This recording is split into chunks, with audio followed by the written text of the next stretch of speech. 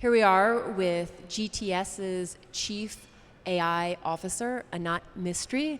Welcome to GovAI. We're thrilled to have you here. Thanks, Katie. Yeah, and we'd like to just start off asking a little bit more about what your company does and maybe your 3 areas of focus. Yeah, so I've been at GTS for a month now, and I'm the Chief AI Officer. And I was brought in to go and create a strategy for our AI/ML programs going forward. We work with 3 different sectors. We have document AI for intelligent document processing. We also have a intelligent chatbot, which we call the Omni Assistant AI. And basically it combines the power of generative AI with intelligent chatbots. And then we deal with education. So we help organizations and we'll help their different tiers of management in programs specifically to be able to help them figure out what their Gen AI strategy should be and be able to deal with differential governance for governing best practices of AI/ML and implementations. Brilliant. I can see how that is of great assistance to companies that are now trying to navigate a space and wanting to see real implementations. So coming back to on the document side, talk a little bit about that in terms of a process. What documents can you process and the efficiencies there? Yeah, and so basically, I mean, the whole concept is to be able to take unstructured document data. So those could be PDFs, they could be Microsoft Word files, they could be images, they could be all sorts of things. And oftentimes, you have organizations that struggle to be able to get proper information about what they have and where it is. So you want to be able to process things, be able to find out what they are, and then process them accordingly. So for example, if you have a repository of all these different documents, they could be receipts, invoices, resumes, flyers, all sorts of different things. Well, normally, you would think that a file name would be able to tell them exactly what it is. More than likely, that's not the case. So basically with document AI, you're able to go through and figure out what they are, and then based on that, what are you going to do with it? So for example, if I have an invoice, I may be really interested in who the vendor is, the address, name, date, and then the total at the bottom. Well, that's great, but if I have a resume, I'm not going to look for name, address, or title, or total, right? And so so you want to be able to do processing that's specific to a particular document once you know what it is. And that's what document AI brings you. That sounds like it increases efficiencies and removes a lot of friction in terms of the collection input as well as ultimately the searchability. Very much so. And the other thing is this, is that you're leveraging and empowering the systems that you have for storing your documents and being able to access them. Right. Yeah. So long live the dusty, cluttered old file boxes, right? Now let's talk a little bit about your Omni Assistant AI chatbot. Yeah. Describe and explain what that is and how that's utilized. Yeah, so we work with the major cloud vendors with their contact center solutions to build out our chatbots. But with the concept and the rising popularity of large language models and generative AI, everyone's wanting a more personalized presence, right? So you want to be able to, it's that fine line of being able to answer the question accurately based off the information that's been provided, so not making up too much information. Right. And being able to answer it in a more conducive way of the way I actually asked the question in the first place.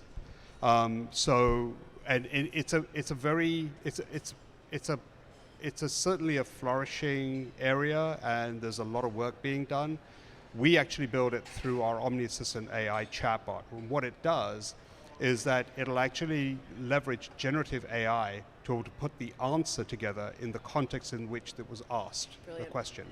And then on top of that, you'd be able to add all these other features that you wouldn't normally see in a chatbot. Like for example, let's say it's for a student body, for a university, and they're filling out an application form, and they're going down and they get stuck. Well, they're able to go and start up the chatbot, go and engage and be able to say, hey, I'm having problems. They may be able to answer the questions with the answers that have been already provided. But if not, they're able to leverage the chatbot assistant AI and be able to institute a live screen share with the agent. Right. And oh, so the student is able to then highlight exactly where they're having a problem. So there's a feedback loop and the it's agent can context help aware. them. And not only that, but the chatbot actually works in whatever language they happen to type it in. So they start typing in Spanish or Haitian Creole. Brilliant. It'll so real answer time back dynamically understanding input. Yeah. Brilliant. Yeah. Excellent. It's a very powerful product. I'd say that's super interesting. So when a customer comes to you and says, "How do we start a POC?" And what does that process look like? Yeah. So we would do a discovery session and be able to find out what is it they're trying to solve, in what manner do they want to be able to consume it. We will stand up a POC within 3 to 4 days, and we'll charge a flat fee of $15,000 for the service, and we'll make it available to their organization for 30 days. And what it does is that this brings a conversation about something that's real and tangible versus something that's hypothetical. So a lot of problems that you have with organizations is that they may have a large wish list of something very technical that they want to be able to do, but they struggle to be able to go and communicate that across their teams. Right. This actually allows them to actually have the look, feel, to be able to actually tap on it and be able to see what a actual solution would look like for their data when they need it, right? And so it becomes a very real conversation about what it is and what it's not, and they can make an informed decision of whether they want to be able to go forward with it.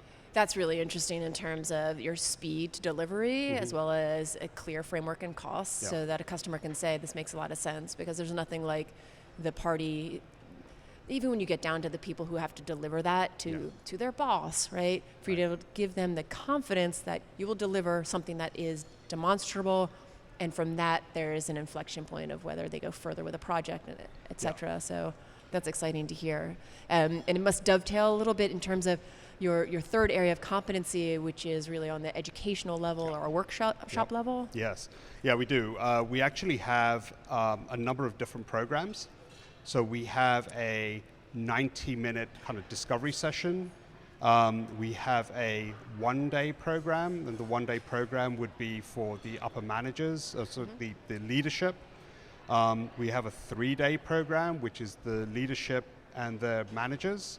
And then we have a 5-day program that's for the managers and their staff. And what we cover is the best practices for generative AI, implementation, being able to use it in a safe and efficient manner, and then be able to use it in a responsible manner. So the do's and don'ts, how that actually fits in with their governance strategy, and we will come in and be able to lay that land out for them. I mean, effectively what GTS is then is a trusted partner on their AI/ML journey, and that's the key point. Right, brilliant. Thank you very much for explaining what Global Technology Solutions, GTS's business is, and where you're excelling in those 3 domains of expertise.